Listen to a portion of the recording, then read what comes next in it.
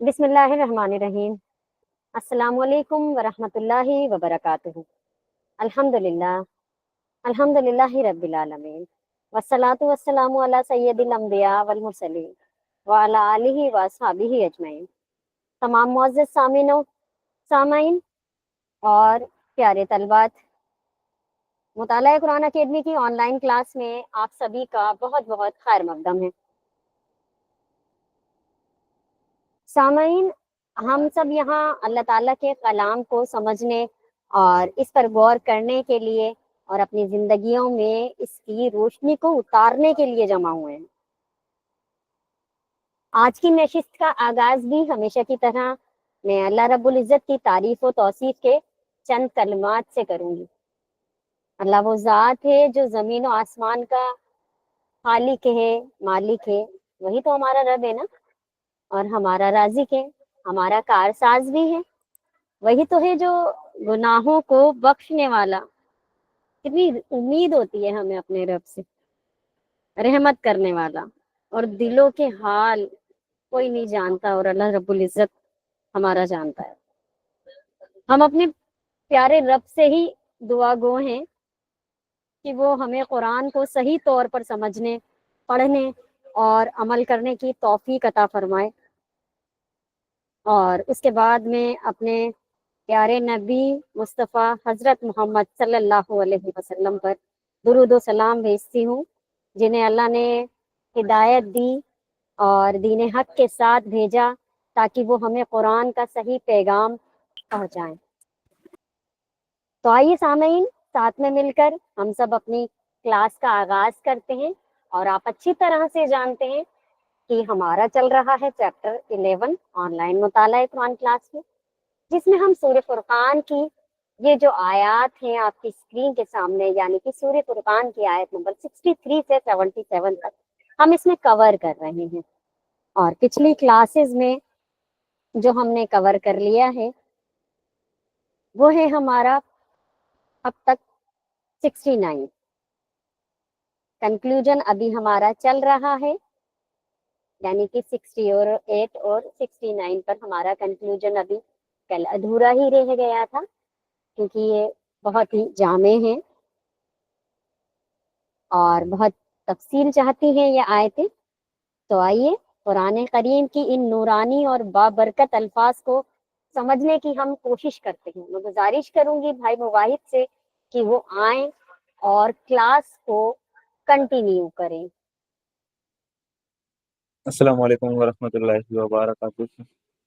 وعلیکم السلام ورحمۃ اللہ۔ الحمد للہ رب العالمین والصلاۃ والسلام علی رسول الامین، حسبنا اللہ ونعم الوکیل، رب اشرح لی صدری ویسر لی امری واحلل عقدۃ من لسانی یفقہوا قولی۔ راہب کے ساتھیوں، ہمارا سورہ فرقان پہ کل کنکلوژن چل رہا تھا، اور آیت نمبر 68 ہماری چل رہی تھی، جس میں ہم نے اس کا جو اسٹارٹنگ کا پورشن ہے اس آیت کا وہ ہم نے کور کر لیا تھا۔ انشاءاللہ اب ہم آگے اس کو اور کور کریں گے۔ اللہ تعالیٰ نے یہاں جو بات کہی ہے، جیسے کہ میں نے کل آپ کو بتایا تھا کہ اللہ تعالیٰ نے رحمان کے بندوں کی جب صفات یہاں وہ گنوائی ہیں، تو ابھی تک وہ صفات چل رہی تھی کہ جو ان میں خوبیاں پیدا ہوئی ہیں، یعنی وہ یہ کام کرتے ہیں، وہ فضول خرچی نہیں کرتے ہیں، راتوں کو اللہ تعالیٰ کے یہاں سردریز رہتے ہیں، وہ جاہلوں سے نہیں الجھتے ہیں، زمین پر ان کی چال میں گھمنڈ نہیں ہوتا ہے۔ ابھی تک یہ صفات چل رہی تھی، یعنی جو یہ کام ہی کرتے ہیں۔ اب وہ کام اسٹارٹ ہوئے ہیں جن سے رحمان کے بندے بچتے ہیں، یعنی وہ جو عام پورے عرب میں ایک عام معمول ہے جن گناہوں کا، وہ وہاں پر ان کا چلن ہے، اور رحمان کے بندے یہ ہیں کہ وہ یہ کام نہیں کرتے۔ تو اب وہ کام آ رہے ہیں کہ جو رحمان کے بندے نہیں کرتے۔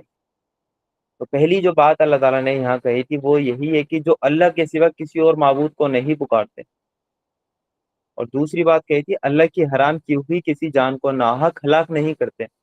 تیسری بات کہی تھی اللہ تعالیٰ نے، اور نہ وہ جنا کرتے ہیں، یہ کام جو کرے وہ اپنے گناہ کا بدلہ پائے گا۔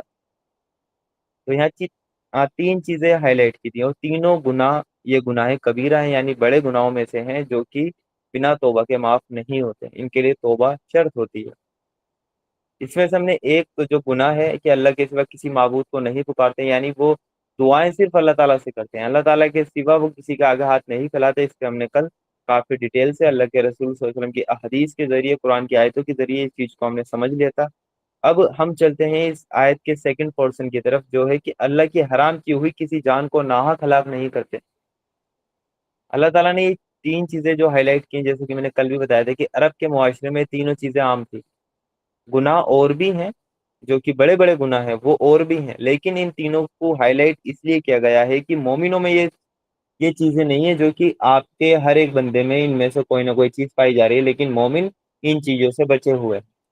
نہ وہ اللہ کے سوا کسی اور کو پکارتے ہیں، اس کے علاوہ کسی اور کی عبادت نہیں کرتے ہیں، اور دوسری وہ کسی جان کو ناحق ہلاک نہیں کرتے، یعنی اس کا وہ قتل نہیں کرتے۔ صحیح بخاری کی حدیث ہم نے دیکھی تھی، 4477 نمبر پہ وہ حدیث تھی۔ عبداللہ عبداللہ ابن مسعود رضی اللہ عنہ اس کے راوی ہیں، وہ روایت کرتے ہیں کہ ایک بار اللہ کے رسول صلی اللہ علیہ وسلم سے پوچھا گیا کہ سب سے بڑا گناہ کیا ہے، تو اللہ کے رسول نے فرمایا کہ تو کسی کو اللہ کے برابر ٹھہرائے حالانکہ تجھے پیدا اللہ نے کیا ہے۔ تو پہلا گناہ سب سے بڑا یہ ہے کہ اللہ تعالیٰ کی ذات میں کسی کو شریک کیا جائے۔ اس کے بعد پوچھا اس کے بعد اور کون سا، تو پھر اللہ کے رسول نے فرمایا کہ یہ کہ تو اپنے بچے کو اس ڈر سے قتل کر ڈالے کہ وہ تیرے ساتھ کھانے میں شریک ہو جائے گا، یعنی اپنے اولاد کو اس ڈر سے قتل کر دے کہ وہ کھانے میں شریک ہو جائے گا، اس کا نان نفقہ اٹھانا پڑے گا، اخراجات اس کے اٹھانے پڑیں گے۔ تو یہ عرب کے معاشرے میں ایک عام عادت تھی کہ جب ان کے ہاں کوئی اولاد ہوتی تھی اور خصوصاً بیٹی، تو وہ اس کو دفنا دیا کرتے تھے، اس کو زندہ ہی دفن کر دیا کرتے تھے۔ اور عرب میں مدینے میں اور مکہ میں وہ قبرستان آج بھی موجود ہے جہاں پر زندہ بیٹیوں کو دفنایا جاتا تھا۔ وہ ایک جگہ تھی ان کی مشرکین مکہ کی خاص، وہاں پر وہ قبرستان آج بھی موجود ہے، اور بڑی وحشت وہاں سے طاری ہوتی ہے اس قبرستان سے۔ اور سعودیہ گورنمنٹ نے اس کو محفوظ کر کے رکھا ہے کہ یہ ایک ہسٹری کے طور پر کہ یہاں پر عرب کا یہ کلچر تھا۔ اس چیز کو آ کے اللہ کے رسول صلی اللہ علیہ وسلم نے آ کر ختم کیا۔ اللہ کے رسول صلی اللہ علیہ وسلم کی کیا عورتوں کے حقوق کے بارے میں انہوں نے کیا کیا کام کیا، اس کی یاد دہانی کے لیے ان قبرستانوں کو آج بھی باقی رکھا گیا ہے جہاں زندہ بیٹیاں دفنائی جاتی تھی۔ تو یہ چیز تھی یہاں پہ جو اللہ تعالیٰ نے ہائی لائٹ کی ہے کہ تم کسی جان کو ناحق وہ قتل کرتے ہو، اور خصوصاً جو نوجات شیشو ہوتے تھے ان کو وہ قتل کر دیا کرتے تھے۔ اس کے بعد اس حدیث جو میں نے آپ کے سامنے رکھی بخاری کی ہے، مسلم شریف میں بھی حدیث ہے، وہ سنن ترمیزی میں بھی ہے، نسائی میں بھی ہے، مسند احمد میں بھی حدیث آپ کو ملے گی۔ یہاں جو قتل کے تعلق سے اللہ تعالیٰ نے گناہ کبیرہ کا ذکر کیا ہے وہ یہ کہ تو اپنے بچے کو اس ڈر سے قتل کر ڈالے کہ وہ تیرے ساتھ کھانے میں شریک ہوگا۔ اس ڈر سے آپ قتل کر رہے ہیں کہ بچے دو ہی اچھے، تیسرا ہو جائے گا تو آج کے ٹائم میں کہاں اس کو ہم پال پائیں گے۔ یہ یہ جو سوچ تھی، اس کو اسلام ڈسٹروائے کرتا ہے، اس اس سوچ کو ختم کرتا ہے اسلام کہ یہ گناہ کبیرہ ہے، آپ اپنی اولاد کو قتل کریں اس ڈر سے کہ یہ کھانے میں شریک ہو جائے گا۔ آج کے ٹائم میں اسکول کالجز کی فیس ہے، اس کا بہتر ہمیں کریئر کرنا ہے، اس کی شادی کرنی ہے، اس کے لیے کچھ بزنس تیار کرنا ہے، یہ ایکس وائی زیڈ جو بھی، تو ان خرچوں سے ڈر کے کہ آج کے معاشرے کے لوگ اپنی زیادہ اولادیں نہیں ہونے دے رہے ہیں صرف اسی وجہ سے، اور جو لوگ کرتے ہیں ان کو ہمارا معاشرہ ملامت کی نگاہ سے دیکھتا ہے کہ بھائی کتنے بچے کرو گے، وہ کب رکو گے؟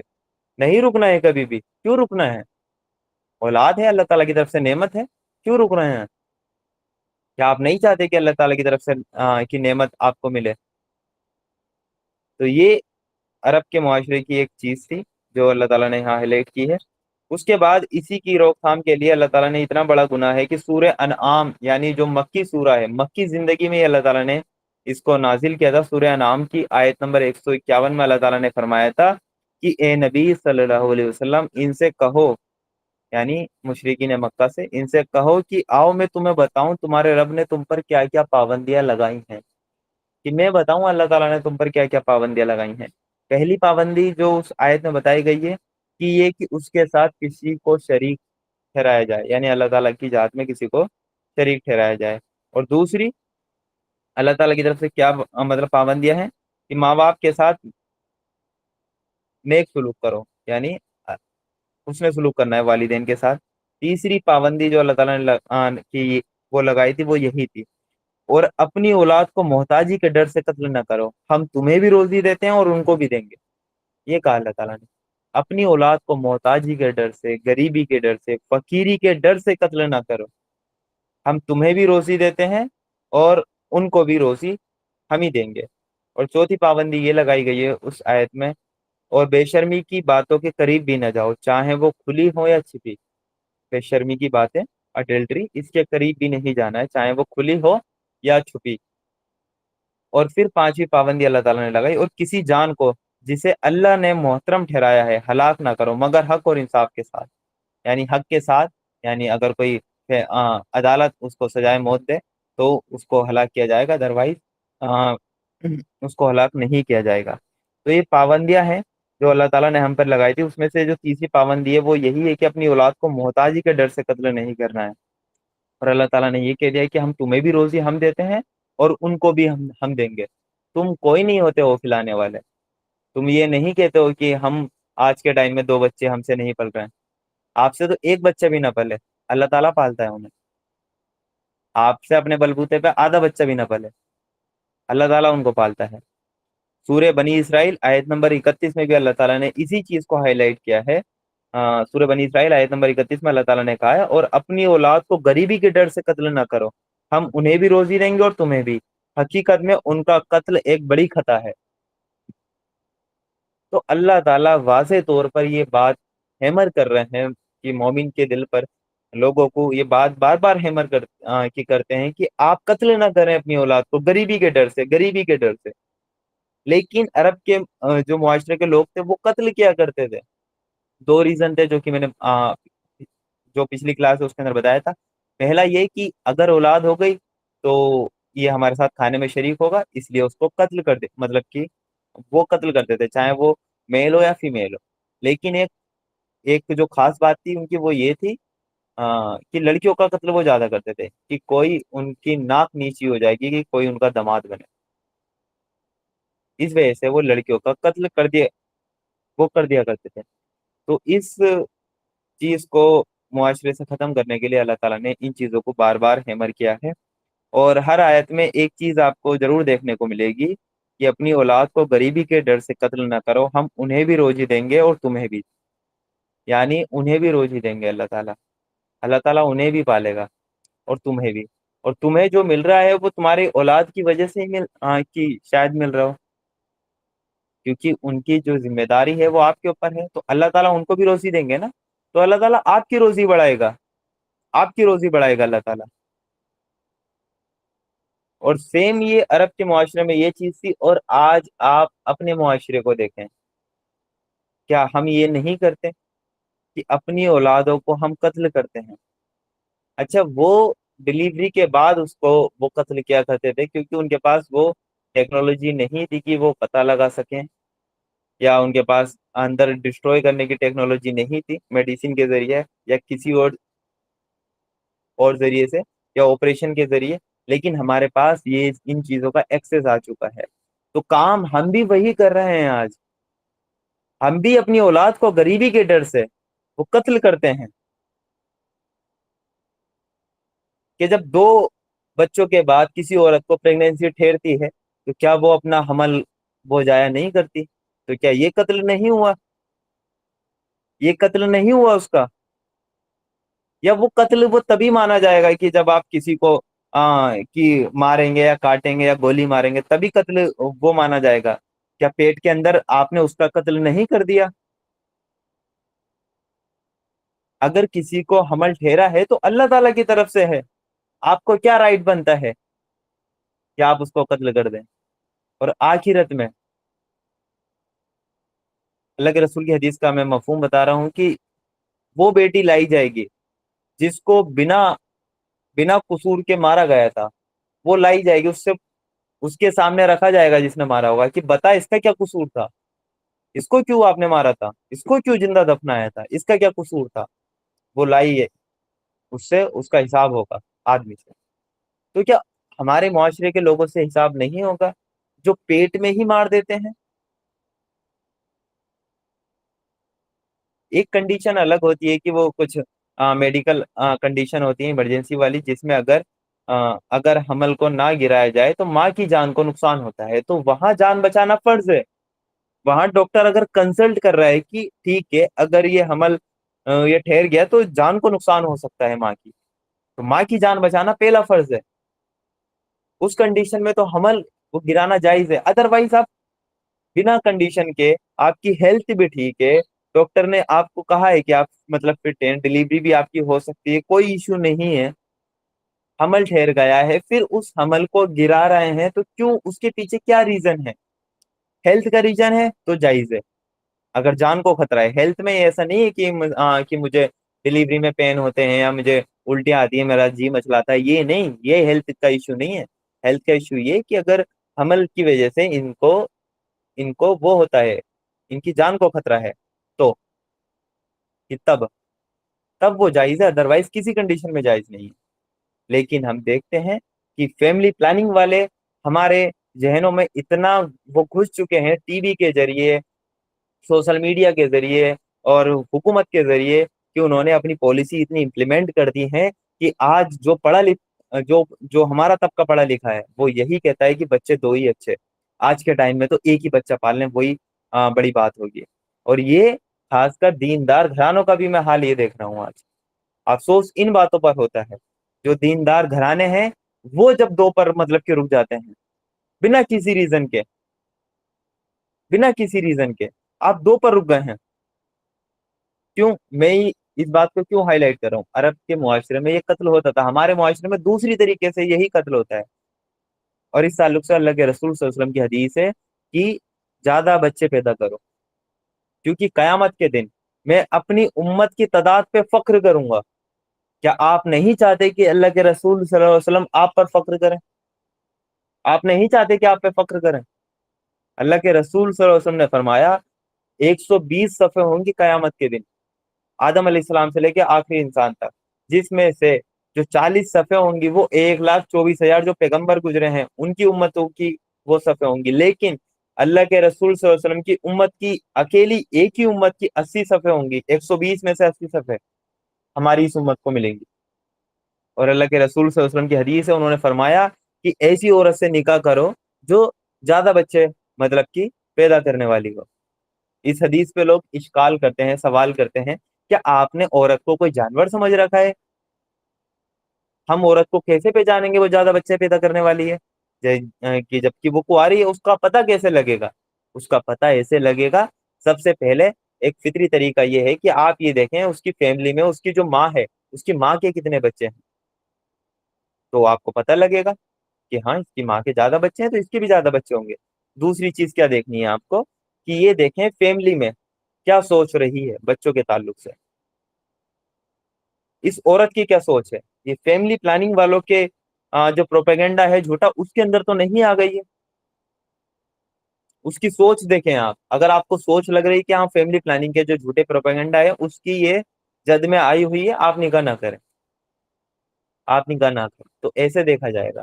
اللہ کے رسول صلی اللہ علیہ وسلم ہماری وہ تعداد پہ فخر کریں گے، تو ہم تو چاہتے ہیں کہ ہماری زیادہ اولادیں ہوں، اللہ کے رسول صلی اللہ علیہ وسلم ہم پر فخر کریں، اور ہم ان اولادوں کی بہترین تربیت کریں اسلامک طریقے پہ۔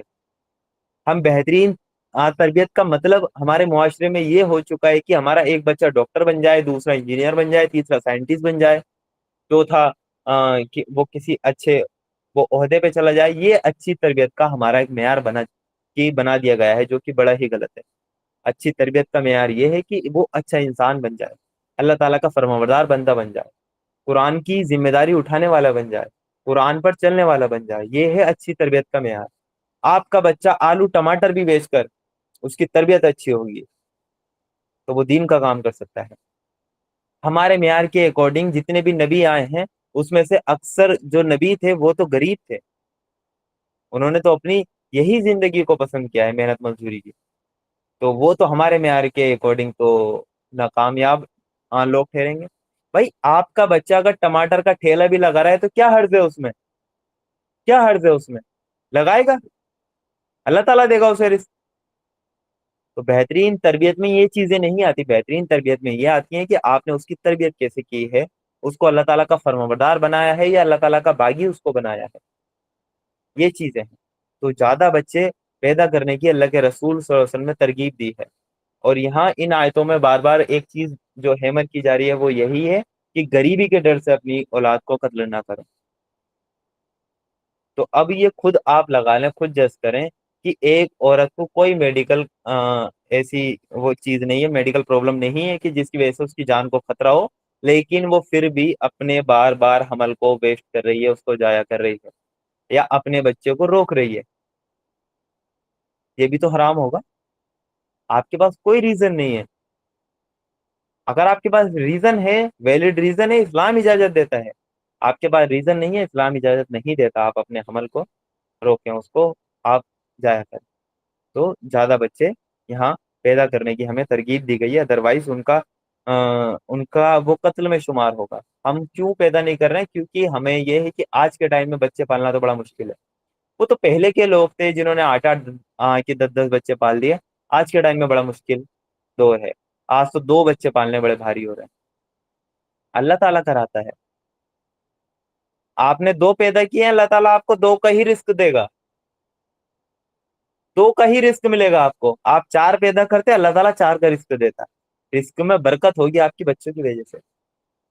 اس کے جو اگزامپل ہے نا, ابھی آپ کو ابھی سمجھ میں نہیں آئے گا, کیونکہ ہم میں سے بھی بہت سے لوگ فیملی پلاننگ والوں کے جھوٹے پروپیگنڈا کے شکار ہوئے لوگ ہوں گے. ہم سے اوپر کی نسل میں آپ دیکھیں, جو مسلم فیملی تھی اس میں 8 بچے, 10 بچے, 6 بچے, اس سے کم نہیں ملتے تھے, 12 بچے. اور الحمدللہ میں خود اپنے گھر میں 10ویں نمبر پہ آتا ہوں, گھر کا سب سے چھوٹا ہوں, اور 10واں میرا نمبر ہے. اگر میرے ماں باپ اگر فیملی پلاننگ والوں کے جھوٹے پروپیگنڈا میں آ جاتے تو میں یہاں موجود ہی نہیں ہوتا.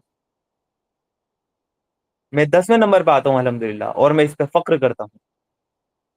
اپنے والدین پہ میں مطلب کہ فخر کرتا ہوں. لیکن آج آپ دیکھ لیں کیا ہو رہا ہے. جس کے اگر 2 سے 3 ہو گئے, اس کو جو لیڈیز مطلب کہ پکڑ کے لتاڑتی ہیں, بہن کتنا کرے گی, بس کر اب. یہ جس کے 4 ہو گئے, جس کے 5 ہو گئے, اس کو ترغیب دیتی ہیں, آپ یہ ٹیبلیٹ لے لیا کریں, اس کے بعد اگر حمل پھیٹ جائے تو یہ لے لیا کریں. آپ کیا کیا کر رہے ہیں؟ آپ اس کو قتل کا سجیشن دے رہے ہیں. نہیں ہے. اور جب 4 مہینے کے بعد جب روح پھونک دی جاتی ہے جسم میں, پھر اس کا کوئی قتل کرتا ہے, تو وہ بچہ قیامت میں وہ گواہ بن کر آئے گا, بھلے ہی وہ پیٹ میں ہو. لیکن جب اس کے اندر روح پھونک دی گئی, 4 مہینے میں فرشتہ آتا ہے اور روح پھونک کر جاتا ہے, اس کی تقدیر لکھ کر جاتا ہے, اس کی زندگی اور موت لکھ کر جاتا ہے, تب آپ اس کا قتل کریں گے 4 مہینے کے بعد. تو پھر وہ بچہ آخرت میں آپ کے خلاف وہ گواہی لائے گا. تو بیٹیوں کو عرب کے معاشرے میں زندہ دفنا دیا کہ وہ جایا کرتا تھا. اس وجہ سے اس چیز کو ختم کرنے کے لیے اللہ کے رسول صلی اللہ علیہ وسلم نے عرب کے معاشرے میں ان آیتوں کو بار بار ہیمر کیا. اللہ تعالیٰ نے ان کو بار بار ہیمر کرایا, اور اللہ کے رسول صلی اللہ علیہ وسلم کے ذریعے بھی انہوں نے جو تعلیمات ہمیں دی ہے وہ یہی دی ہے کہ بیٹیوں کو زندہ دفن نہ کریں, بلکہ اسلام بیٹیوں کی پرورش پر جنت کا وعدہ کرتا ہے. سنن ابو داؤد میں ہمیں ایک حدیث ملتی ہے 5147 نمبر پہ, جس میں ابو سعید خدری رضی اللہ عنہ اس حدیث کو روایت کرتے ہیں. اللہ کے رسول صلی اللہ علیہ وسلم نے فرمایا, جس شخص نے 3 بیٹیوں کی پرورش کی, 3 بیٹیوں کی پرورش کری, اور انہیں ادب سکھایا, یعنی ان کی بہترین تربیت کی, ان کی شادی کی, ان کے ساتھ احسان کا معاملہ کرتا رہا, شادی کے بعد بھی احسان کا معاملہ کرتا رہا, تو اس کے لیے جنت ہے. جنت ہے اس کے لیے. جس نے 3 بیٹیوں کو پالا, ان کا نان نفقہ اٹھایا, جب وہ بالغ ہوئی تو ان کی شادی کی, ان کے ساتھ احسان کا معاملہ کرتا رہا, اس کے لیے جنت ہے. اللہ کے رسول صلی اللہ علیہ وسلم نے کہا. ایک اور حدیث ہمیں ملتی ہے صحیح مسلم میں 6695 نمبر پہ, وہ حدیث ہے حضرت انس رضی اللہ عنہ روایت کرتے ہیں کہ اللہ کے رسول صلی اللہ علیہ وسلم نے فرمایا, جس شخص نے 2 لڑکیوں کی ان کی بالغ ہونے تک پرورش کی, قیامت کے دن وہ اور میں اس طرح آئیں گے. آپ صلی اللہ علیہ وسلم نے اپنی 2 انگلیوں کو ملایا, یعنی شہادت کی انگلی اور بیچ والی انگلی کو ملا کر بتایا کہ وہ اور میں اس طرح آئیں گے, یعنی وہ اللہ کے رسول صلی اللہ علیہ وسلم کے ساتھ ہوگا. اس حدیث میں بتایا 2 بیٹیوں کی بھی مطلب پرورش ہے. اوپر کی حدیث میں تھا جو سنن ابو داؤد کی تھی کہ 3 بیٹیوں کی جس نے پرورش کری اس کے لیے جنت ہے. اس حدیث میں اور وہ گرا دیا گیا معیار، جس نے 2 کی بھی کی اس کے لیے بھی جنت ہے۔ وہ قیامت کے دن ایسے آئے گا جیسے اللہ کے رسول صلی اللہ علیہ وسلم نے اپنی 2 انگلیوں کو اشارے سے بتایا، میرے قریب ہی وہ رہے گا۔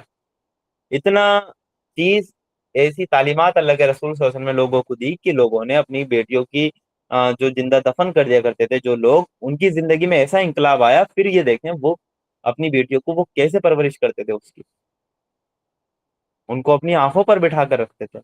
وہ جانتے تھے کہ یہ تو ہماری جنت کی چابی ہیں، بیٹیاں ہماری جنت کی چابی ہیں۔ بیٹوں کے لیے وہ کہیں نہیں کہا اللہ کے رسول نے کہ 2 بیٹوں کی پرورش کرو پھر تمہیں جنت ملے گی، نہیں، بیٹیوں کے لیے کہا خاص طور پر، کیونکہ اکثر جو مارا جاتا ہے وہ بیٹیوں کو مارا جاتا ہے۔ اس لیے اللہ کے رسول صلی اللہ علیہ وسلم نے 2 بیٹیوں کی پرورش پر بھی جنت کا وعدہ کر دیا ہے۔ صحیح بخاری میں ہمیں ایک اور حدیث ملتی ہے 1418 نمبر پہ، ایک عورت ہے، وہ اپنی 2 بچیوں کے لیے مانگتی ہوئی آئی، یعنی 2 بچے تھی اس کی اور ان کے لیے وہ مانگا کرتی تھی۔ تو وہ آئی تھی، تو وہ اللہ کے رسول صلی اللہ علیہ وسلم کی بیوی کے پاس آئی تھی، تو ان کے پاس ایک کھجور کے سوا اس وقت وہ گھر میں کچھ بھی نہیں تھا دینے کے لیے اللہ کے رسول صلی اللہ علیہ وسلم کے گھر میں۔ اور ان کا معمول تھا کہ اگر کوئی فقیر ان کے دروازے پہ آئے تو خالی ہاتھ نہیں جایا کرتا۔ تو اللہ کے رسول صلی اللہ علیہ وسلم کی بیوی نے وہی ایک کھجور جو ان کے گھر میں تھی وہی ان کو دے دی، اور اس عورت نے اپنی 2 بچیوں کے لیے ایک کھجور میں سے بھی آدھی آدھی ڈیوائڈ کر کے ان کو دے دی، اور پھر وہ اٹھی اور وہاں سے چلی گئی۔ اس کے بعد اللہ کے رسول صلی اللہ علیہ وسلم جب گھر میں تشریف لائیں تو ان کی بیوی نے اس عورت کا حال ان کو بیان کیا کہ ایک عورت ایسے ایسے آئی تھی، اپنی بچیوں کے لیے مانگ رہی تھی، ایک کھجور تھی میرے پاس، میں نے وہی دے دی، اور اس نے آدھی آدھی تقسیم کر کے دونوں کو دی اور وہ چل دی۔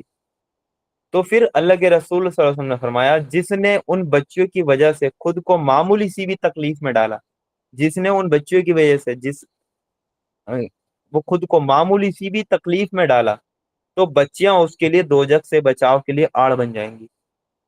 جس نے لڑکیوں کی پرورش کے لیے ذرا سی بھی تکلیف میں خود کو ڈالا تو وہ دوزخ سے آڑ بن جائیں گی، وہ نہیں جانے دیں گے اپنے باپ کو وہ جہنم میں، وہ آڑ بن جائیں گے۔ وہ کہیں گے اللہ تعالیٰ سے کہ اللہ تعالیٰ انہوں نے ہمارے لیے مشکلات اٹھائی ہیں، انہوں نے ہمارے لیے پریشانیاں اٹھائی ہیں، وہ بچیاں آڑ بن جائیں گی۔ ایک اور حدیث ہمیں ملتی ہے سنن ترمیزی میں 1913 نمبر پہ، وہ حدیث ہے جس میں اللہ کے رسول صلی اللہ علیہ وسلم نے فرمایا، جو شخص وہ لڑکیوں کی پرورش سے کی 2 4 ہو، ان کی پرورش سے آنے والی مصیبتوں پر صبر کرے تو یہ سب لڑکیاں اس کے لیے جہنم سے آڑ بنیں گی۔ یعنی جو اپنی وہ لڑکیوں کی پرورش کرنے میں اس کو مشکلات کا سامنا ہو، ان کو پالنے میں، ان مصیبتوں پر انسان صبر کرے، یہ نہ کہے کہ یہ لڑکیاں ہیں، یہ لڑکیاں ہی آئی ہیں میرے، تو نہیں، ان پر وہ صبر کرے تو اس کے لیے وہ بچہ جہنم سے آڑ بن جائیں گی، وہ اس کو جہنم میں نہیں جانے دیں گی۔ تو یہ دیکھیں کتنی اللہ کے رسول صلی اللہ علیہ وسلم نے ترغیب دی ہے عرب کے معاشرے کو، اور پھر ہم نے دیکھا کہ اس معاشرے میں کیسا انقلاب آیا ہے اور کیسا ایک سوال معاشرہ اللہ کے رسول صلی اللہ علیہ وسلم نے تیار کر کے وہاں دیا ہے، جہاں بیٹیوں کی کتنی عزت تھی اس معاشرے میں جب وہ اسلامک بن چکا تھا۔ تو یہ ہے بیٹیاں آج ہمارے معاشرے میں آپ کو لٹرلی بتاؤں کہ اگر جس کی 3 یا 4 بیٹیاں ہو جاتی ہیں وہ بڑا پریشان رہتا ہے، وہ کوستے ہیں اپنی، پہلی بیٹی ہوئی کوئی بات نہیں، پہلی اولاد ہوتی ہے وہ خوش رہتے ہیں، دوسری ہوئی تھوڑی خوشی ان کی کم ہو جاتی ہے لیکن ان کو توقع لڑکے کی ہوتی ہے، تیسری ہوئی تو آنسو ہی نکل جاتے ہیں ہاسپٹل میں ڈلیوری کے بعد ہی خبر سن کر، چوتھی ہو گئی تو قسمت کوئی مطلب وہ کوسنے لگتے ہیں، 5ویں ہو گئی تو پھر ان کے تو وہی مطلب کیا ہی عالم، اور وہ لڑکے ہونے کی اس میں کوشش میں کرتے رہتے ہیں۔ اللہ تعالیٰ کو جتنی روح ہے دنیا میں بھیجنی وہ بھیج کر رہے گا، وہ کسی بھی ذریعے سے بھیجے، تو 5 5 لڑکیاں لوگوں کی ہو جاتی ہیں۔ اچھا یہ لوگ پریشان کیوں ہیں؟ بیٹیاں تو رحمت ہے، میرے گھر 10 بیٹیاں ہیں الحمدللہ، میں خوش ہوں اس بات پر، رحمت ہے اللہ تعالیٰ کی طرف سے، جتنی رحمت میرے گھر بھر سے، اس سے کس کو غم ہو سکتا ہے؟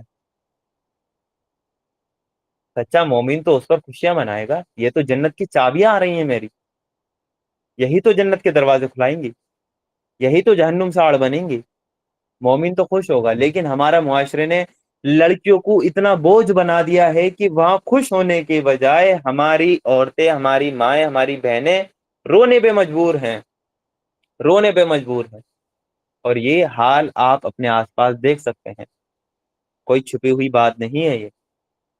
اپنے آس پاس آپ یہ حال دیکھ سکتے ہیں، کیونکہ ہمیں پتا ہے ایک لڑکی ہونے کا مطلب 15 لاکھ کا خرچہ، اس کو بڑا کرنے تک، اس کی پرورش کرنے تک، اس کا پھر دہیج وغیرہ دینے تک، اور شادی کو اتنا مشکل بنا دیا ہے. 15 لاکھ کا خرچہ، اور اس کے بعد بھی بیچارہ وہ لڑکی والا پستا ہی چلا جاتا ہے. پہلا لڑکا ہوتا ہے تو وہ چھچک آئے گا کہ سونے کی چیزیں آئیں گی. پہلی ہر تیوہار پہ لڑکی کے گھر کچھ نہ کچھ بھیجنا ان کے اوپر فرض کر دیا گیا ہے. تو یہ چیزیں کیا ہیں، ان کو پتا ہے ایک لڑکی کا مطلب 15-20 لاکھ کا خرچہ. جس کی 2 لڑکی ہیں اس کو پتا ہے 40 لاکھ کا خرچہ. تو وہ کیا کرے گا، وہ بیچارہ بچپن سے ہی ان کے لیے پیسہ کلیکٹ کرنا اسٹارٹ کر دیتا ہے. محنت مزدوری کرتا ہے، سب کچھ کرتا ہے. جو امیر ہے وہ بھی اکٹھے کرتا ہے، وہ اپنے اسٹینڈرڈ کے حساب سے ان کو ودا کرتا ہے. تو یہ بوجھ لڑکیوں کو ہم نے اپنے معاشرے پہ بنایا ہے. اللہ تعالیٰ نے تو رحمت بنایا تھا لڑکیوں کو. اور جو لڑکیاں بیوہ ہو جاتی ہیں یا جن کی طلاق ہو جاتی ہیں، وہ تو اس معاشرے پہ اور زیادہ ان کو مطلب بوجھ سمجھا جاتا ہے. کیوں سمجھا جا رہا ہے بوجھ؟ اگر کوئی بیوہ ہو گئی، کیا اس کا رائٹ نہیں ہے کہ وہ دوبارہ نکاح کرے؟ اگر کسی کی طلاق ہو گئی تو کیا اس کا رائٹ نہیں ہے کہ وہ دوبارہ نکاح کرے؟ اس کا رائٹ ہے. لیکن ہمارے معاشرے میں کی یہ ہے کہ اگر لڑکی اس کا پہلا نکاح ہوا، اگر وہ اپنی سسرال میں خوش نہیں ہے، تو ہمارے معاشرے نے پلہ جھاڑ لیا ہے کہ تجھے رہنا بھی اسی گھر میں، تجھے مرنا بھی اسی گھر میں. اب تو یہاں نہیں آ سکتی، کیونکہ ہم نے بہت سمجھ لیا. جبکہ اسلام نے علیحدگی کا راستہ بھی اختیار دیا ہے. طلاق بے شک ناپسندیدہ چیز ہے جائز کاموں میں، لیکن ایک لمٹ تک آپ صبر کریں گے. جب آپ نے دیکھ لیا کہ کہیں سے ہی بات نہیں بننی، اس کے بعد آپشن کھلا ہے. آپ اپنی بیٹی کو ودا کر کے یہ نہ کہہ دیں کہ بیٹی تجھے اسی کے گھر سے تیری جنازہ نکلے گا. نہیں بیٹی، تجھے کوئی بھی پرابلم ہو تو آ سکتی ہے. تیرا باپ تیرے لیے حاضر ہے، تیرا بھائی تیرے لیے حاضر ہے. اور ہماری بہنیں، ہماری بیٹیاں سسرال میں جا کے وہ ظلم اور جاتی کا شکار ہوتی رہتی ہیں، کیونکہ انہیں پتا ہوتا ہے کہ ہمیں تو مرنا ہی نہیں ہے، ہمارے باپ نے بول دیا ہے. تو یہ چیزیں کیا ہیں، یہ ہم نے بہت سمجھ لیا ہے. اصل چیز کیا تھی کہ جو چیز رحمت تھی اس کو اس معاشرے نے عذاب بنا دیا ہے. بیٹیاں رحمت ہیں، اور اسی لیے عرب کے معاشرے میں پھر ان کو بعد میں رحمت سمجھا جانے لگا. جس معاشرے میں بیٹیوں کو بہت سمجھا جاتا تھا، ان کو زندہ دفن کر دیا جاتا تھا، ان کا ناحق قتل کر دیا جاتا تھا، وہ ان کو پھر رحمت وہ سمجھنے لگے. اور قتل کے تعلق سے جو جنرل آیت قرآن میں بتائی گئی ہیں، جو سورہ مائدہ کی بڑی فیمس آیت ہے، آیت نمبر 32، جس میں اللہ تعالیٰ نے کہا کہ جس نے کسی انسان کے خون کے بدلے یا زمین میں فساد پھیلانے کے سوا وہ کسی اور وجہ سے قتل کیا، اس نے مانو تمام انسانوں کا قتل کر دیا. اور جس نے کسی کی جان بچائی، اس نے مانو تمام انسانوں کی جان بچا دی. یعنی ایک انسان کا قتل ایسا ہے جیسا آپ نے پوری انسانیت کا قتل کر دیا، اور ایک انسان کی جان بچانا ایسا ہے جیسا آپ نے پوری انسانیت کی جان بچا دی. یہ ایسا کیوں ہے؟ ایک کا قتل وہ سب انسانیت کا وہ قتل کیوں ہے؟ کیونکہ آپ نے کسی انسان کو مارا ہے. اس کا مطلب آپ کی نظر میں انسان کی جان کی ویلیو کوئی نہیں ہے. تو یہ پوری انسانیت کو مار دینا ہے. آپ نے کسی کی جان بچائی تو صرف ایک کی جان نہیں بچائی، آپ کی نظر میں اس جان کی ویلیو ہے، اس لیے آپ نے پوری انسانیت کی جان بچائی. اس کا دوسرا پہلو یہ ہے کہ آپ نے جس کا قتل کیا ہے اس کی بھی تو آگے سلسلہ چلتا نا. اس کے بچے ہوتے، اس کے بچوں کے بچے ہوتے، اس کی نسل آگے چلتی، اس کی جنریشن چلتی. لیکن آپ نے اس کو قتل کر دیا، اس کی جنریشن وہیں سٹاپ ہو گئی. تو یہ بھی تو پوری انسانیت کو مار دینا ہے. پوری انسانی جو نسل اس سے چلتی اس کو مار دینا ہے. تو جس نے کسی ایک انسان کا بھی خون کیا، وہ مانو ایسا ہے کہ جیسے اس نے پوری انسانیت کا وہ قتل کر دیا. اور قتل اتنا بڑا گناہ ہے کہ اس پر ہمیشہ کی جہنم کا اللہ تعالیٰ نے وعدہ کر دیا ہے. سورہ نیسا آیت نمبر 93 میں اللہ تعالیٰ نے کہا کہ رہا وہ آدمی جو کسی ایمان والے کو جان بوجھ کر قتل کرے، کسی مومن کو، کسی مسلمان کو جان بوجھ کر قتل کرے، اس کی سزا جہنم ہے، جس میں وہ ہمیشہ رہے گا. یہاں جو ورڈ اللہ تعالیٰ نے جو یوز کیا ہے وہ ہے ہمیشہ. ہم فیہا خالدون، ہمیشہ اس میں اس کو رہنا پڑے گا۔ جس نے کسی مسلمان کو قتل کیا، جس نے کسی مومن کو قتل کیا، اس پر اللہ کا غضب اور اس کی لعنت ہے، اور اللہ نے اس کے لیے سخت عذاب تیار کر رکھا ہے۔ تو ہمیشہ کی جہنم کا وعدہ ہے قتل کرنے والوں کے لیے، اور مسلمانوں کا خون جائز ہی نہیں ہے کسی کے لیے بھی، سوائے ایک دو کنڈیشن ہے جس میں اگر اس پہ جرم ثابت ہوتا ہے تو اس میں اس پر سزا دی جائے گی، ادروائز کسی پر بھی مسلمان کا خون جائز نہیں ہے۔ صحیح بخاری کی حدیث ہے 6878 نمبر پہ کہ اللہ کے رسول صلی اللہ علیہ وسلم نے فرمایا، وہ کسی مسلمان کا خون جو کلمہ لا الہ الا اللہ محمد الرسول اللہ کا ماننے والا ہو، حلال نہیں ہے، البتہ تین صورتوں میں جائز ہے۔ یعنی کسی بھی مسلمان کا جو کلمہ پڑھتا ہے اس کا قتل کسی کے لیے بھی حلال نہیں ہے، لیکن تین صورتوں میں جائز ہے۔ پہلی، جان کے بدلے جان لینے کی معاملہ ہو، یعنی قصاص میں اگر اس نے کسی کا قتل کیا ہے تو اس کے بدلے اس کی جان لی جائے گی، تو وہ قصاص ہے۔ اگر وہ شادی شدہ ہے، شادی شدہ ہونے کے بعد بھی وہ زنا کرتا ہے تو پھر اس کا قتل کیا جائے گا۔ یا تیسرا، مرتد، اسلام سے نکل جانے والا، تو اس کی سزا بھی وہ قتل ہے۔ اور یہاں بھی آپ یہ بھی دیکھیں کہ صرف مسلمان کا ہی قتل ایسا نہیں ہے کہ اس پہ اللہ تعالیٰ نے ہمیشہ کی جہنم بتائی ہے، بلکہ جو ذمی ہوتے ہیں، یعنی اگر ایک اسلامک حکومت ہے، اسلامک اسٹیٹ ہے، اس میں جو نان مسلم رہتے ہیں، جو ادر ریلیجن کے لوگ رہتے ہیں، ان کا بھی قتل آپ نہیں کر سکتے۔ یہ ہے یہ ہے انسانیت کی بات۔ ایسا نہیں ہے کہ آپ جو نان مسلم ہے اسلامک حکومت میں، آپ ان کا قتل کر دیں گے، جیسا کہ جھوٹا پروپیگنڈا وہ کیا جاتا ہے کہ کافر جہاں بھی دکھے انہیں مارو، انہیں قتل کرو۔ یہ سب جھوٹی باتیں ہیں۔ صحیح بخاری کی حدیث ہے 3166 نمبر پہ، جس میں اللہ کے رسول صلی اللہ علیہ وسلم نے فرمایا، وہ جس نے کسی ذمی وہ شخص ہوتا ہے جو اسلامک حکومت میں ادر ریلیجن کے جو لوگ ہوتے ہیں ان کو ذمی بولتے ہیں، یعنی ان کا حکومت نے ذمہ لیا ہے، ان حکومت کی ذمہ داری ہے کہ ان کو پروٹیکٹ کرے، تو ان کو بولتے ہیں ذمی، یعنی ان کا ذمہ لیا ہے حکومت نے، اسلامک حکومت نے۔ تو جس نے کسی ذمی کو ناحق قتل کیا وہ جنت کی خوشبو بھی نہ پائے گا۔ یہ دیکھیں آپ، حالانکہ جنت کی خوشبو 40 سال کی راہ سے سونگھی جا سکتی ہے، 40 سال کی دوری سے جنت کی خوشبو سونگھی جا سکتی ہے، لیکن جس نے کسی ذمی کا بھی قتل کیا، یعنی اسلامک حکومت میں کسی نان مسلم کا بھی اس نے قتل کیا، تو وہ جنت کی خوشبو بھی نہیں پائے گا۔ آپ یہ دیکھیں، جو کہتے ہیں کہ اسلام کو آتنک باد سے جوڑتے ہیں، اسلام کا کہاں ہے آتنک باد سے تعلق؟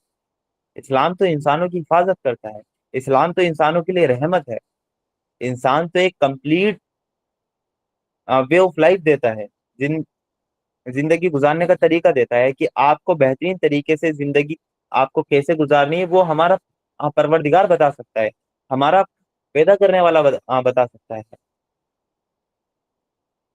اور آخرت میں بھی سب سے پہلے جس بات کا آپ سے وہ حساب لیا جائے گا وہ قتل ہے۔ صحیح بخاری کی حدیث ہے 6533 نمبر پہ ہمیں حدیث ملتی ہے کہ نبی کریم صلی اللہ علیہ وسلم نے فرمایا، سب سے پہلے وہ جس چیز کا فیصلہ لوگوں کے بیچ میں ہوگا وہ ناحق خون کے بدلے کا ہوگا۔ سب سے پہلے جو معاملات میں، یعنی عبادت میں نماز کا سب سے پہلے حساب ہوگا، لیکن معاملات میں ایک دوسرے کے ساتھ جو معاملات ہوتے ہیں اس میں جو سب سے پہلے انسان سے حساب لیا جائے گا وہ قتل کا لیا جائے گا۔ اگر کسی نے کسی کا ناحق وہ قتل کیا ہے تو اس کا حساب سب سے پہلے اس سے لیا جائے گا۔ تو یہ چیز ہمیں دیکھنی چاہیے کہ آخرت سے ہمیں ڈر جانا چاہیے۔ اللہ تعالی ہمیں ان آیتوں پہ عمل کرنے والا بھی بنائے۔ جو یہ بات ہے، اللہ تعالی ہمیں اللہ تعالیٰ سے دعا ہے کہ اللہ تعالیٰ ہمیں رحمت دے اپنی، ہمیں بیٹیاں دے، ہمیں جنت کی چابیاں ہمیں دے، ہم ان جنت کی چابیوں سے وہ جنت کا دروازہ کھولیں گے انشاءاللہ۔ تو ہمیں دے اللہ تعالیٰ، اور ہمیں ان لوگوں میں شامل رکھ جو اپنی اولاد کا قتل نہ کریں، جو اپنی اولاد کا قتل نہ کریں، غریبی کے ڈر سے، مفلسی کے ڈر سے، یا آج کے ٹائم میں کہ ماڈرن بننے کے اس میں ہم زیادہ بچے پیدا کر لیں گے تو ہم ماڈرن نہیں کہلائیں گے۔ بل گیٹس کے پتہ ہے دنیا کا سب سے امیر آدمی کتنے بچے ہیں؟ 11 بچے ہیں اس کے، بل گیٹس کے 11 بچے ہیں۔ بل گیٹس، سوری وہ نام غلط ہو گیا، وہ جیف بیزوس کے ہیں، شاید ایلون مسک کے ہیں، اس کے 11 بچے ہیں۔ دنیا کے سب سے امیر آدمی ہیں، اس کے اتنے بچے ہیں۔ اور اس کے بعد جو اللہ تعالیٰ نے اس آیت میں ایک بات اور بتائی ہے، وہ ہے کہ وہ جنا نہیں کرتے، یعنی مومن جو ہے وہ جنا نہیں کرتا۔ یہ بھی عرب میں ایک بڑا ہی عام ایک چلن تھا کہ اس چیز کو کوئی گناہ وہ وہ سمجھتے ہی نہیں تھے۔ یہاں تک کہ پروسٹیٹیوشن کی بات ایسی تھی، وہاں جو لونڈی غلام ہوتی ہیں ان سے یہ کام باقاعدہ وہ کرایا جاتا تھا۔ جیسے اگر کوئی مہمان عرب کے معاشرے میں آیا تو اس کو لڑکیاں مطلب پیش کی جاتی تھی، یہ ان کی مہمان نوازی ایسی ان کی ہوتی تھی۔ تو یہ اس چیز کو بھی اللہ کے رسول صلی اللہ علیہ وسلم نے ختم کیا، یعنی جنا نہیں کرتے ہیں وہ لوگ، مومن ہیں وہ جنا نہیں کرتا بالکل بھی۔ اس میں ہمیں جیسا کہ سورہ مومنون میں ہم پڑھ کر آئے تھے، اور سورہ مومنون کا ہی ایکسٹینشن ہمیں اس آیت میں وہ دکھتا ہے۔ سورہ مومنون میں بھی ہم نے مومنوں کی صفات جانی تھی، اس میں بھی ہم نے پڑھا تھا کہ مومن کیا ہے، اپنی شرمگاہوں کی حفاظت کرتے ہیں۔ وہاں شرمگاہوں کی حفاظت تھی، اور یہاں مومن جنا نہیں کرتے ہیں۔ تو شرمگاہ کی حفاظت تو یہی ہے کہ مومن جنا نہ کرے، تو اس کی اگلی صفات، اسی کی ایکسٹینشن سورہ فرقان میں مومنوں کی صفات میں اللہ تعالیٰ نے یہ بتا دیا ہے کہ وہ جنا نہیں کرتے ہیں۔ اور سورہ معارج میں بھی اللہ تعالیٰ نے اس کو بتایا تھا آیت نمبر 29 میں کہ مومن اپنی شرمگاہ کی حفاظت کرتے ہیں، اور شرمگاہ کی حفاظت کے بدلے اللہ کے رسول صلی اللہ علیہ وسلم نے جنت کا بھی وعدہ کیا ہے، وہ بھی ہم نے سورہ مومنون میں دیکھا تھا کہ صحیح بخاری کی حدیث تھی 6474 نمبر پہ، اللہ کے رسول صلی اللہ علیہ وسلم نے فرمایا جس نے مجھے 2 چیز کی ضمانت دے دی، یعنی گارنٹی دے دی، اس کے لیے میں جنت کی گارنٹی دیتا ہوں، اس کو جنت پکا ملے گی۔ 2 چیزوں کی مجھے گارنٹی دے دو، میں جنت کی گارنٹی دے رہا ہوں۔ پہلا، جو آپ کے دانتوں کے بیچ میں یعنی آپ کی زبان، اس سے انسان بڑے گناہ کرتا ہے، اس کو قابو میں رکھ لے انسان۔ اور دوسری، جو دونوں ٹانگوں کے بیچ میں یعنی شرمگاہ، جو کہ پرائیویٹ پارٹس انسان کے ہوتے ہیں، اس کی حفاظت کا ذمہ اگر آپ اللہ کے رسول صلی اللہ علیہ وسلم کو دینے کے لیے تیار ہیں تو اللہ کے رسول صلی اللہ علیہ وسلم آپ کو جنت کی گارنٹی دیتے ہیں، آپ کو مل کر رہے گی جنت، اگر آپ مومن ہیں، آپ ایمان والے ہیں۔ تو یہ چیز ہمیں دیکھنی چاہیے۔ سورہ بنی اسرائیل میں تو اللہ تعالیٰ نے کہا کہ جنا کرنا تو بڑی دور کی بات ہے، جنا کے قریب بھی نہیں پٹکنا ہے آپ کو۔ آیت نمبر 32 میں اللہ تعالیٰ نے کہا، اور دیکھو جنا کے پاس بھی نہ جانا، بے شک وہ بے حائی اور بری راہ ہے، یعنی جو راستے جنا کی طرف جاتے ہیں ان راستوں کو بند کر دیں آپ۔ اور اللہ تعالیٰ کو یہ عمل اتنا زیادہ ناپسندیدہ ہے جنا، جب کوئی بندہ جنا کرتا ہے تو اللہ تعالیٰ کو غیرت آتی ہے۔ صحیح بخاری میں وہ حدیث ہے 1044 نمبر پہ وہ حدیث آپ کو ملے گی، جس میں نبی کریم صلی اللہ علیہ وسلم نے فرمایا، اے محمد صلی اللہ علیہ وسلم کی امت کے لوگوں، دیکھو اس بات پر اللہ سے زیادہ غیرت کسی کو نہیں آتی کہ اس کا کوئی بندہ یا بندی جنا کرے۔ اللہ سے زیادہ غیرت کسی کو نہیں آتی کہ اس کا کوئی بندہ یا بندی جنا کرے، غیرت آتی ہے اللہ تعالیٰ کو اس بات پر۔ اور مومن تو کبھی جنا کر ہی نہیں سکتا، جیسے کہ صحیح بخاری میں حدیث ہے 614 نمبر پہ، اللہ کے رسول صلی اللہ علیہ وسلم نے فرمایا، مومن مسلم ہوتے ہوئے تو کبھی جنا کر ہی نہیں سکتا۔ اور دوسری حدیث ہے مشکات میں، اور صحیح بخاری میں بھی حدیث ہے، اور صحیح مسلم میں بھی وہ حدیث ہے کہ جس وقت جانی یعنی جو جنا کرنے والا ہوتا ہے وہ جنا کرتا ہے، اس وقت وہ مومن نہیں ہوتا۔ اسی کی جو تفصیل ہے وہ ہمیں مشکات میں حدیث نمبر 60 میں، ابو داؤد میں 4690 پہ، ترمیزی میں 2625 میں ہمیں ملتی ہے کہ وہ کیا ہوتا ہے کہ جب بندہ جنا کرتا ہے تو اس کا جو ایمان ہے نا، اس سے نکل کر اس کے سر سے نکل کر چھتری کی طرح اس کے سر پر آ جاتا ہے، یعنی اس وقت وہ مومن نہیں ہوتا، اس وقت وہ ایمان والا نہیں ہوتا جب وہ جنا کر رہا ہوتا ہے۔ چھتری کی طرح اس کا ایمان اس سے نکل کر آ جاتا ہے، اور جب وہ اس عمل سے رجوع کر لیتا ہے تو ایمان اس کے اندر پھر مطلب پلٹ کر آتا ہے، یعنی جس وقت تک کوئی بھی جنا کرتا رہتا ہے اس کے اندر ایمان نہیں ہوتا، اگر وہ اسی کنڈیشن میں مر گیا تو ہمیشہ کی جہنم کا حقدار بن گیا، ہمیشہ کی جہنم کا حقدار بن گیا۔ اور ہم آج ایسے دور میں ہیں، اتنے برے دور میں ہیں کہ جہاں جنا بالکل عام ہو چکا ہے، کوئی ڈھکی چھپی بات نہیں ہے۔ آپ اپنے پڑوس کو ہی دیکھ لیں، آپ اپنے محلے کو دیکھ لیں، آپ اپنی سٹی کو دیکھ لیں، آپ دوسری سٹی پہ بھی نظر نہ ڈالیں، ہر محلے میں افیر کی تعداد آپ دیکھ لیں کتنی ہے. کوئی کہیں سے پکڑا جا رہا ہے، وہ کوئی لڑکی کسی کے گھر سے پکڑی جا رہی ہے، کوئی لڑکا کسی لڑکی کے گھر سے وہ نکلتا ہوا دیکھا جا رہا ہے. کوئی شادی شدہ عورت ہے، وہ اپنے پتی کے علاوہ وہ دوسروں کو گھر میں انٹری دے رہی ہے.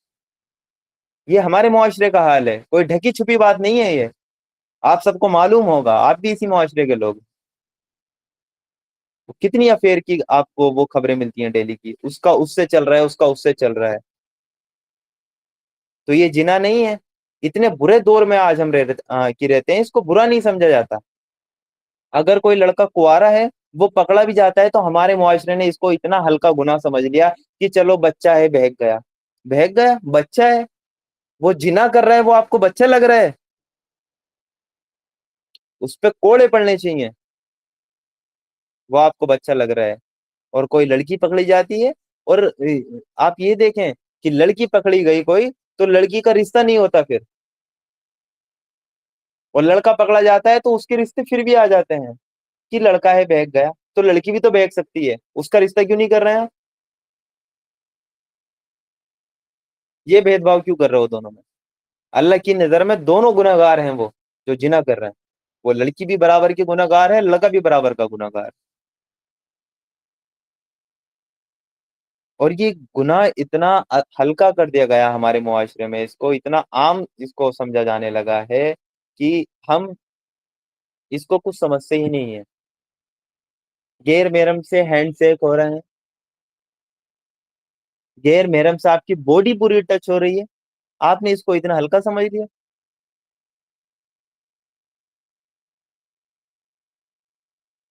یہ کزن ہی تو ہیں آپس میں بھائی، وہ کزن کے افیئر چل رہے ہیں آج کے ٹائم میں. آپ جن کو کزن، آپ جن کو بہن بھائی کہہ رہے ہیں، افیئر چل رہے ہیں ان کے. وہ پردہ کرے اس سے. یہ تو بہنوئی ہیں گھر کے، تو دماد ہے گھر کے. وہ دماد ہیں، آپ نے ایک لڑکی ان سے بیائی ہے، باقی کی نہیں بیائی ہیں. وہ باقی سے آگے ہنسی مذاق کیسی کر رہے ہیں؟ آپ نے غور کیا کبھی اس بات پہ کہ ہمارے معاشرے میں جیجا اور سالی کا افیئر نہیں چل رہا ہے؟ کیا دیور اور بھابھی کا افیئر نہیں چل رہا ہے؟ کیا کہا ہے اللہ کے رسول صلی اللہ علیہ وسلم نے؟ پوچھا گیا کیا اللہ کے رسول دیور سے بھی پردہ ہے؟ تو اللہ کے رسول صلی اللہ علیہ وسلم نے فرمایا دیور تو موت ہے، اس سے پردہ کیوں نہیں ہوگا؟ یہ تو موت ہے. باہر والے سے آپ پردہ کریں تو باہر والے سے آپ کتنے ٹائم ٹچ میں آئیں گے؟ اگر آپ باہر بنا پردے کے بھی چلے گئے تو کسی ایک غیر محرم نے آپ کو دیکھا، دیٹس اٹ، وہیں اس کا آپ سے کوئی کانٹیکٹ نہیں. لیکن جو دیور جو 24 گھنٹے آپ کی نگاہوں کے سامنے ہے، جس کا ایکسس آپ کے پاس بڑی آسانی سے ہے، اس کا آنا جانا آپ کے گھر میں بڑی آسانی سے، کسی کو کوئی شک نہیں ہوگا، اصل موت تو وہ ہے. تو دیور اور بھابھی کے افیئر اور وہ جنا کے جو قصے ہمارے معاشرے میں وہ چل رہے ہیں، جیجا اور سالی کے چل رہے ہیں، جن کو ہم کزن کہتے ہیں. یہ تو کزن ہے، ہنسی مذاق کرتے رہتے ہیں، یہ تو کھیلتے رہتے ہیں. بھائی وہ کھیل کھیل میں کیا کر گئے؟ ان چیزوں کا خیال رکھنا چاہیے. بڑا عام، بڑا ہلکا ہم نے اس کو سمجھ لیا، اتنا ہلکا ہے نہیں ہے.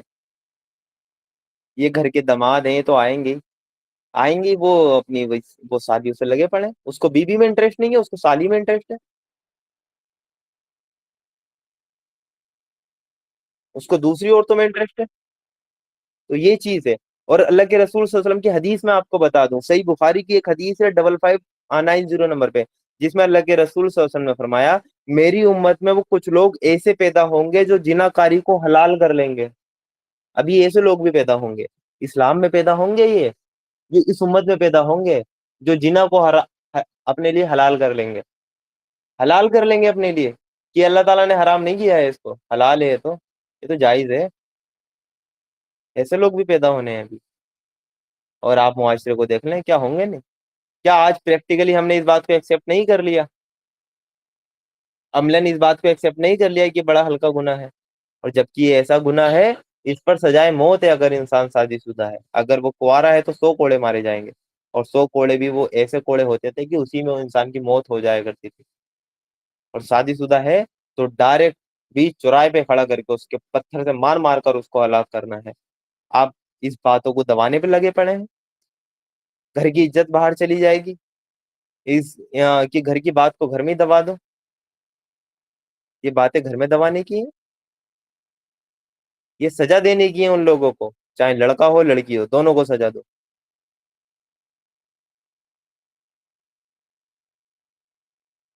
اور صحیح بخاری میں وہ حدیث بھی ہمیں ملتی ہے، 1715 نمبر پہ وہ حدیث ہے، اگر جنا کرنے والے شادی شدہ ہوں تو کھلے میدان میں پتھر مار مار کر مار ڈالا جائے۔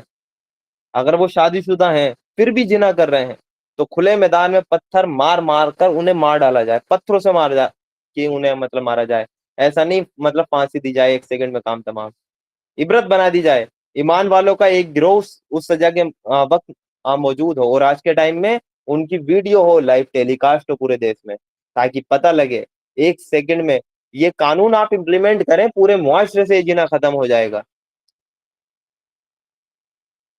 اور اگر کوارا کوئی ایسا کرے تو اس کے 100 کوڑے مارے جائیں۔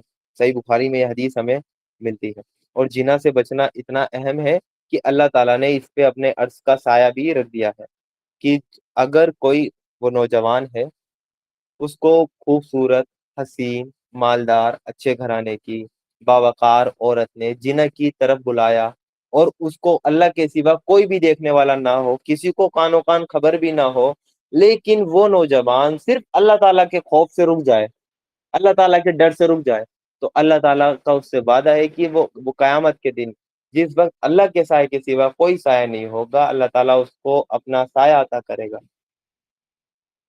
اپنا سایہ عطا کرے گا، اس کو جنت عطا کرے گا، جو صرف اس خوف سے رکے کہ اللہ تعالیٰ مجھے دیکھ رہا ہے۔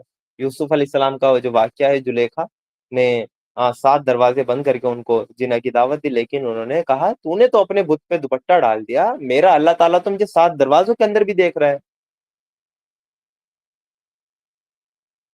تو یہ 3 بڑے گناہ ہیں جو عرب کے معاشرے میں بڑے عام تھی، اور اللہ تعالیٰ نے ان کی تنبیہ کی ہے اور بتایا کہ مومن ان تینوں چیزوں سے دور رہتے ہیں۔ اگر ہم مومن ہیں تو ہمیں یہ تینوں چیزیں اپنے اوپر اپلائی کرنی ہے کہ دعا صرف اللہ تعالیٰ سے مانگیں گے، چاہے کتنی بھی مصیبتیں آ جائیں، ہماری جان چلی جائے، کتنا کچھ ہو جائے، اللہ تعالیٰ کے سوا کسی کے در پہ نہیں جھکیں گے، جھکیں گے صرف اللہ کے آگے۔ ہم اپنا سر کٹا دیں گے لیکن سر جھکائیں گے نہیں کسی کے آگے، نہ باطل کے سامنے جھکائیں گے، نہ باطل حکومت کے سامنے جھکائیں گے۔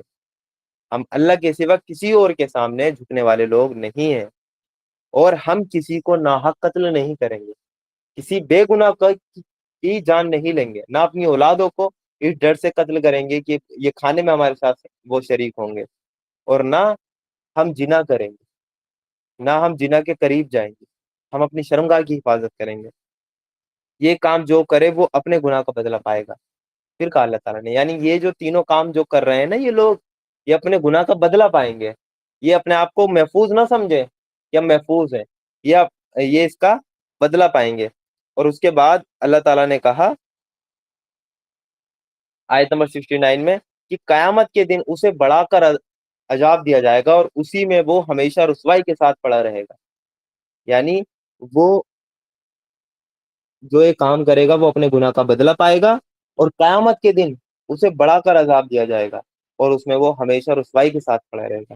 یعنی ہمیشہ کہا اللہ تعالیٰ نے کہ ہمیشہ وہ اس میں پڑا رہے گا۔ قیامت کے دن اس کو بڑھا کر عذاب دیے جانے کا جو مطلب ہے، وہ ایک مفہوم تو یہ ہو سکتا ہے کہ اس کا عذاب کا جو سلسلہ ہے نا وہ ٹوٹنے نہیں پائے گا، یعنی ایک کے بعد اس کو دوسرا عذاب ملتا ہی چلا جائے گا۔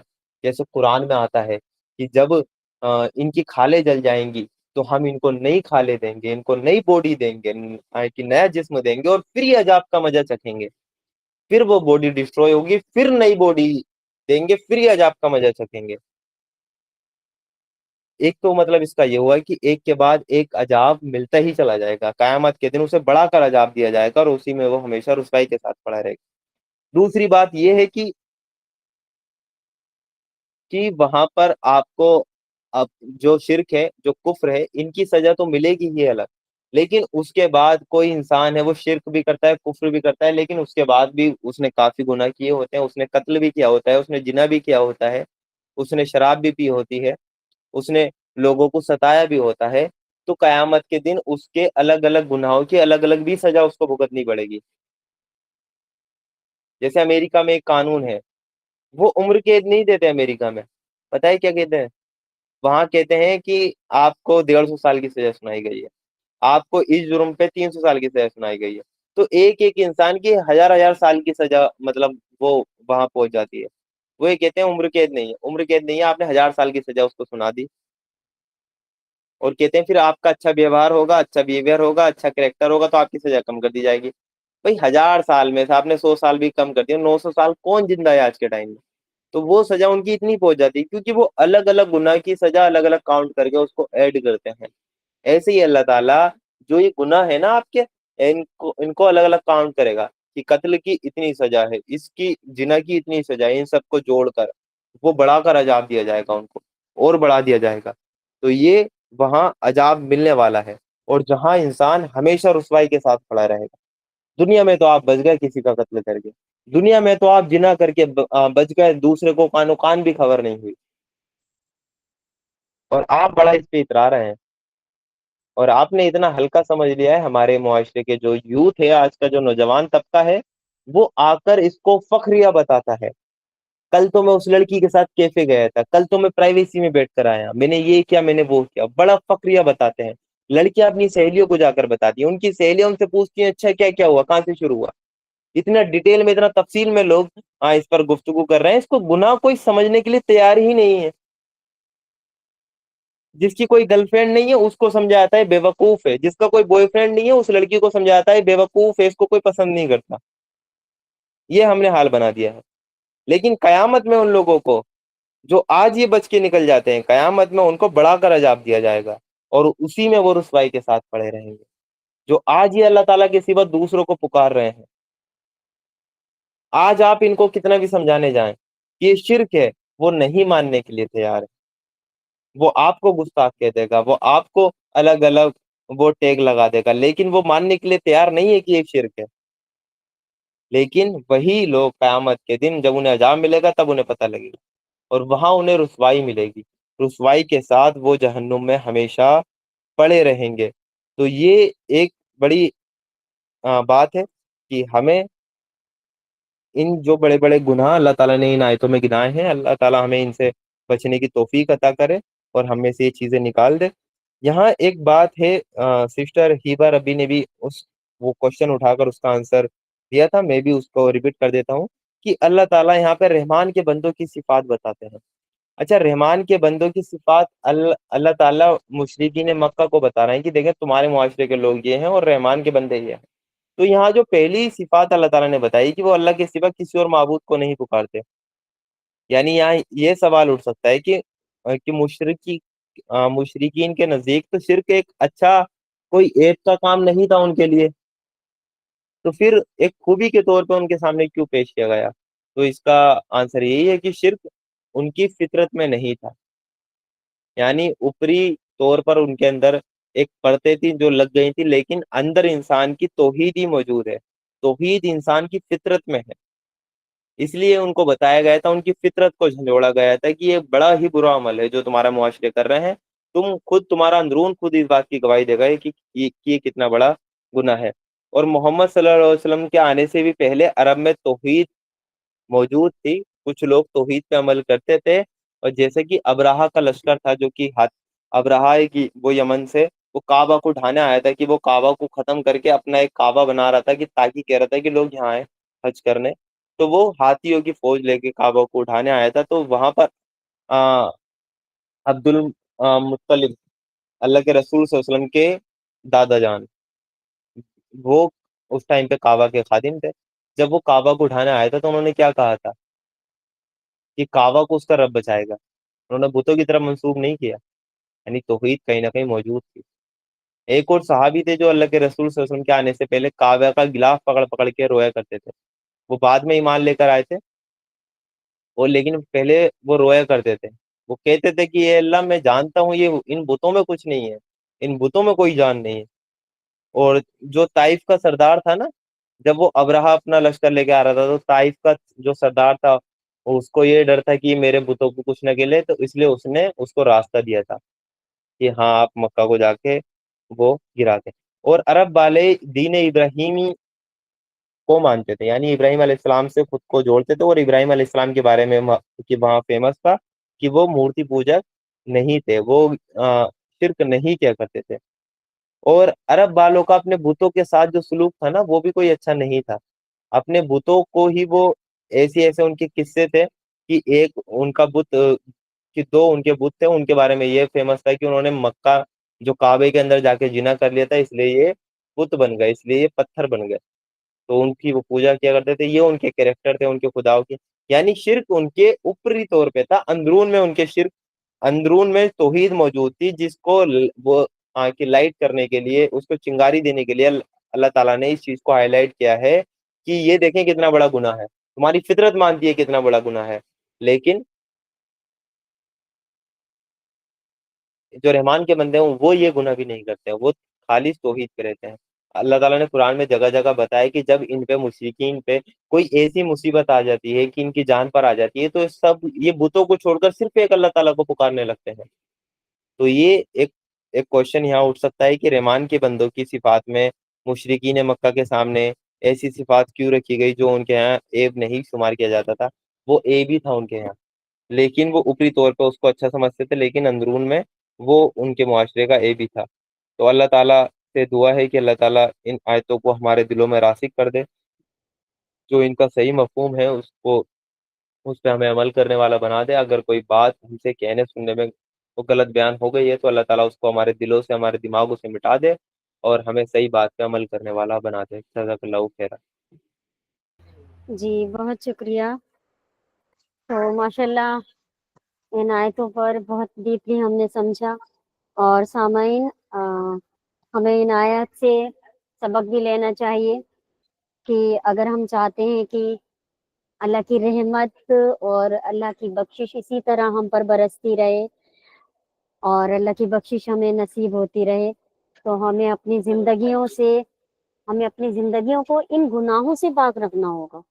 ہمیں شرک سے مکمل طور پر اجتناب کرنا ہوگا کہ کسی بھی جان کے ساتھ ہمیں ناانصافی نہیں کرنی ہے، اور اپنی عفت اور پاکیزگی کا ہمیں خیال رکھنا ہے، اس کی حفاظت کرنی ہے. تو سامعین اب شروع ہوتا ہے ہمارا کوشچن آنسر کا سیشن، لیکن اس سے پہلے ہم دعا کر لیتے ہیں.